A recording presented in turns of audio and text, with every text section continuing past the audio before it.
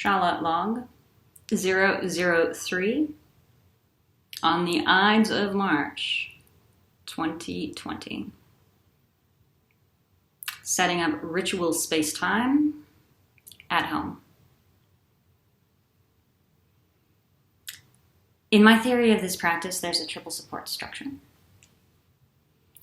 of teacher, methodology, and community. We're going to have to move each of these into a two-dimensional stream, even an imaginal one at times. But in any case, you still have them. If you get lost at any point, if you lose your energy, if you lose your direction, check in. Do I have those three sources of stabilization and resource? Teacher, methodology, community.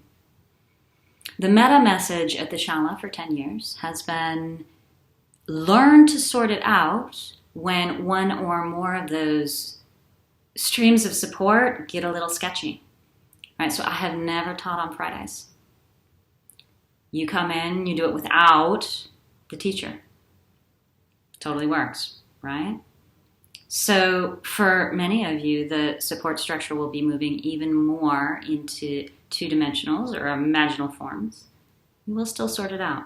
If you get lost, ask, do I have all three sources of support? And do what you need to keep them intact.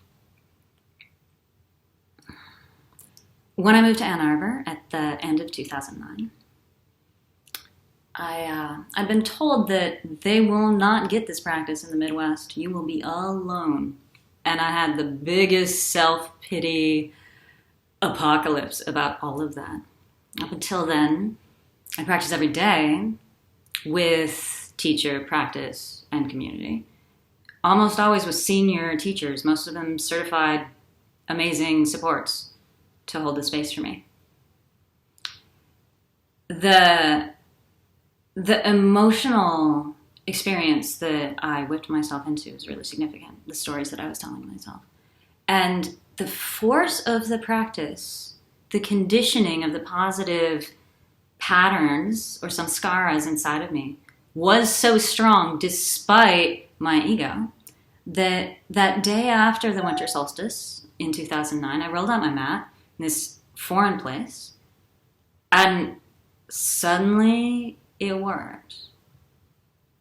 The full advanced series was there, which requires a huge well of concentration and energy. It wasn't a problem.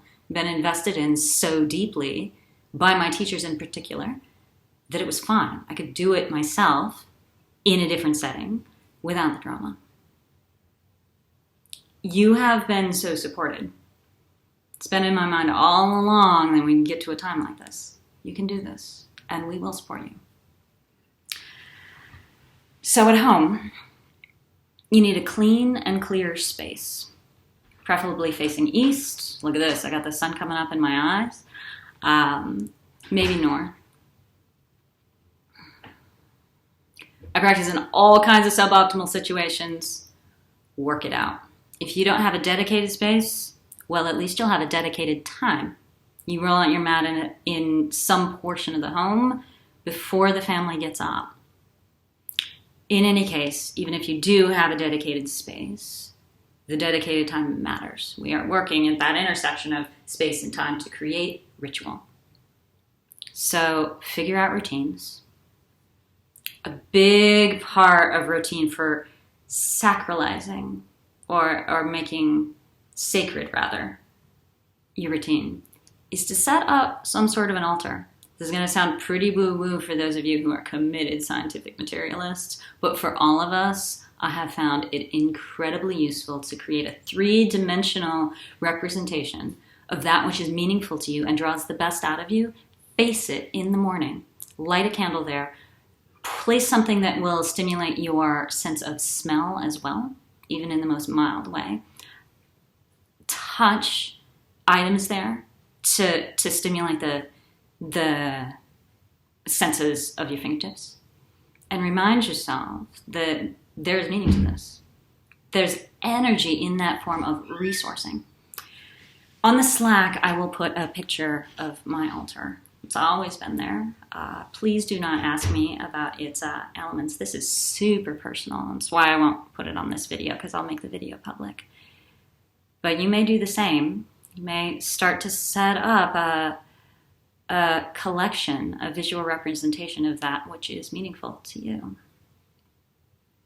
Start there in the morning before your ritual begins, just so you remember, I'm not just doing this for me, and I'm definitely not just doing it for my workout, right? This is a centering practice. It's one whose ultimate line at the final mantra is, may all beings in all worlds be blessed, when you dedicate the merit of the practice. If the intention is there, it will be easier if you remember it's not just about you. Boundaries. So, clean and clear space is probably going to involve some sort of contract implicitly with the people that you live with. They will learn very quickly that life is better for them when you do your thing. They also love you more than likely, and so for your own benefit, they want to support you. I strongly recommend showing vulnerability and asking for support. When I go home, my folks, who are definitely not the kind of people who would support yoga, to say the least, have come to respect my practice through hard work over the years, because it brings the best out of me. And my brother and I even have in-jokes where he'll just ignore me. If I try to come hang out and have coffee and socialize before I've practiced, in general, they'll support me by icing me. It's pretty humbling. Here's a senior teacher who needs her own family to give her the feedback, hey, there's one thing that's even more important than this beautiful time together right now. Go do it. Then we'll hang out. Having that kind of implicit or even explicit awareness, maybe even in jokes with your people, I'll tell you, it will really help. You got to show vulnerability. Start now, get it done with. Animals and children each have their own personality. I have met precious few with whom I can practice and still be in my Trishtana. This is why many of you have already figured out you got to do it in the morning before the family is up, before the kids are crawling on you. A few of you, you're going to have to do it with the kids crawling on you, right? You're still going to work it out. What I have found with the cats I've been living with for the last 9 years is they get so involved in the energy of the practice that I have to set a boundary with them. The stronger my concentration, the more intensely they will scratch at the door. If you can't close the door, you'll have to figure something out with this. And a few of you will have the kind of animals that are so zen that they can sit next to you while you do the thing and actually participate with you. But in general, if it's a matter of like you have to choose between the insane cuteness of them crawling all over you in your back bends or closing the door, come on. You still got to get your Trishtana. It's not all about the cuteness, right? Finally, pants. Gracie and I have already discussed the ways that 2020 will be the year of no pants. We're going to be at home. We're not going to bother. Fine. One bonus of self-practice. None of my business what you're showing up in. It should be clean. That said, we're going to ramp the online, bidirectional, simultaneous communication devices up so that I can teach at least groups of, today we'll start with 12. We'll see how many the platform can handle for me to teach bidirectionally. So these will be instances where you are still required to dress for yoga, right?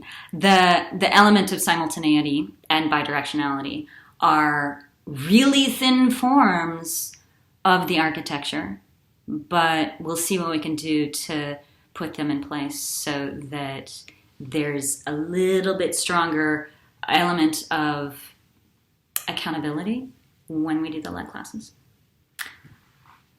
Thanks for listening. I'll see you in some form sooner than later.